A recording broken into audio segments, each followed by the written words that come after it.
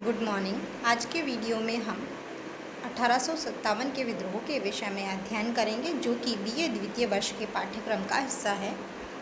1857 का विद्रोह। 1857 ईस्वी तक भारत में ब्रिटिश शासन के 100 वर्ष पूर्ण हो चुके थे। इस दौरान ब्रिटिश शासन के विरुद्ध अनेक सैनिक और असैनिक विद्रोह हुए। अधिकांश विद्रोह ब्रिटिश शासन के विरुद्ध असंतोष के कारण हुए। अपदस्थ शासकों व सामंतों ने सैनिक विद्रोह कर दिए, जबकि किसानों ने भू राजस्व नीति के कारण विद्रोह किए। 1857 ईस्वी से पूर्व होने वाले सैनिक विद्रोह। फर्स्ट, वेल्लोर विद्रोह, जो कि 1806 ईस्वी में हुआ। यह विद्रोह भारतीय सैनिकों ने अंग्रेजों द्वारा उनके सामाजिक एवं धार्मिक रीति रिवाजों में हस्तक्षेप के कारण किया था। सेकेंड, बैरकपुर में 1824 ईस्वी का विद्रोह। 47वीं रेजिमेंट ने समुद्र पार कर बर्मा में सेवा देने से मना कर दिया। थर्ड, फिरोजपुर में 1842 ईस्वी में 34वीं रेजिमेंट का विद्रोह। 1849 ईस्वी में 7वीं बंगाल कैवलरी, 64वीं रेजिमेंट और 22वीं रेजिमेंट का विद्रोह। और 1850 ईस्वी में 66वीं एनआई नेटिव इन्फेंट्री व 1852 ईस्वी में 38वीं नेटिव इन्फेंट्री का विद्रोह। विद्रोह के कारण। 1857 के विद्रोह के कारण इस प्रकार हैं। अधिकांश इतिहासकारों ने चर्बी युक्त कारतूस को विद्रोह का सबसे प्रमुख कारण माना है, किंतु आधुनिक इतिहास के अनुसंधान से यह सिद्ध होता है कि चर्बी युक्त कारतूस विद्रोह का एकमात्र कारण नहीं था। 1857 ईस्वी का विद्रोह 100 वर्षों के राजनीतिक, धार्मिक, सामाजिक व आर्थिक कारणों से हुआ। विद्रोह के समय भारत के गवर्नर जनरल लॉर्ड कैनिंग थे। राजनीतिक कारण।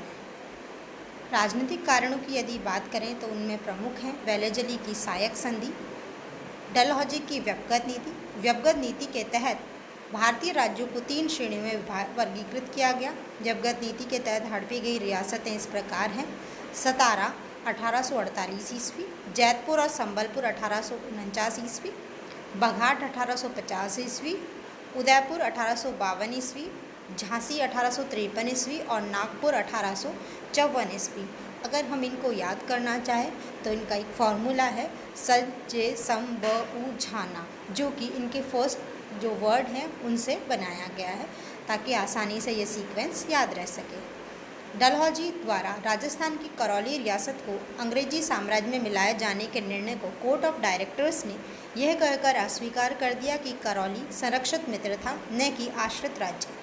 इस प्रकार उदयपुर और बघाट के विलय के संबंध में लिए गए डलहौजी के निर्णय को लॉर्ड कैनिंग ने उलट दिया था। डलहौजी ने अवध को कुशासन का आरोप लगाकर हड़प लिया।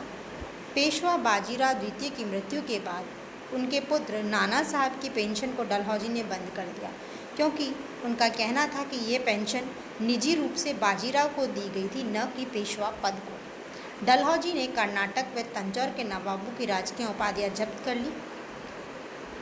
लॉर्ड डलहौजी ने 1849 ईस्वी में घोषणा की कि मुगल बादशाह बहादुर शाह जफर की मृत्यु के बाद उत्तराधिकारी शहजादे को मुगल महल लाल किला छोड़कर उसे कुतुब मीनार के पास एक छोटे से मकान में रहना पड़ेगा। 1856 ईस्वी में कैनिंग ने यह घोषणा की कि बहादुर शाह की मृत्यु के बाद मुगलों से सम्राट की पदवी छीन ली जाएगी और वे सिर्फ राजा कहलाएंगे। नेक्स्ट है प्रशासनिक कारण। भारतीयों को प्रशासन में उच्च पदों से वंचित कर दिया गया था। कोई भी भारतीय सेना में सूबेदार से ऊंचे पद पर नहीं था। न्यायिक सेवा में भी अंग्रेजों को भारतीयों से श्रेष्ठ दर्जा प्राप्त। थर्ड, सामाजिक और धार्मिक कारण। रूढ़िवादी भारतीयों ने सामाजिक सुधारों का विरोध किया।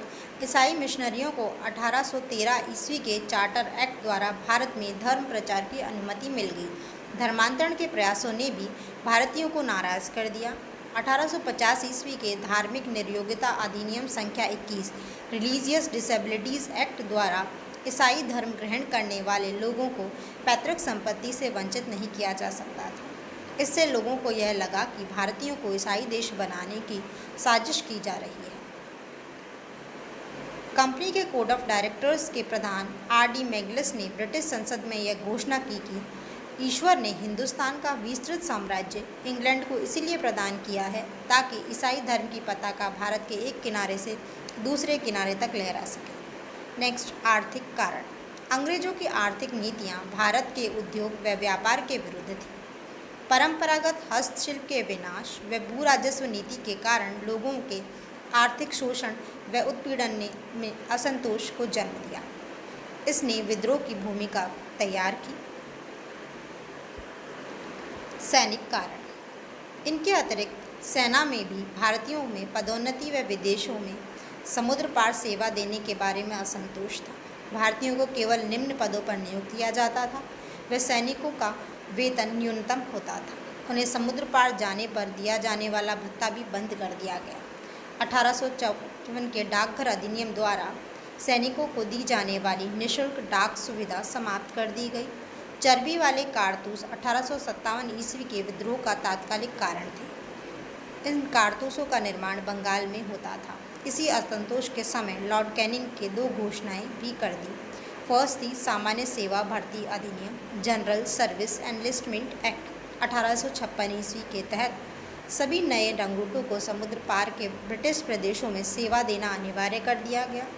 भारतीय समाज में समुद्र यात्रा करना धर्म विरुद्ध समझा जाता था। नेक्स्ट थी परंपरागत ब्राउन बेस के स्थान पर एनफील्ड राइफल का प्रयोग शुरू कर दिया जाना, जिसमें कारतूसों को लगाने से पूर्व दांतों से खींचना पड़ता था। कारतूस में गाय व सुअर की चर्बी होने से हिंदू व मुसलमान दोनों भड़क गए व 1857 ईस्वी के विद्रोह की शुरुआत हुई। 1857 ईस्वी के विद्रोह में भाग लेने वाले सर्वाधिक सिपाही अवध के थे।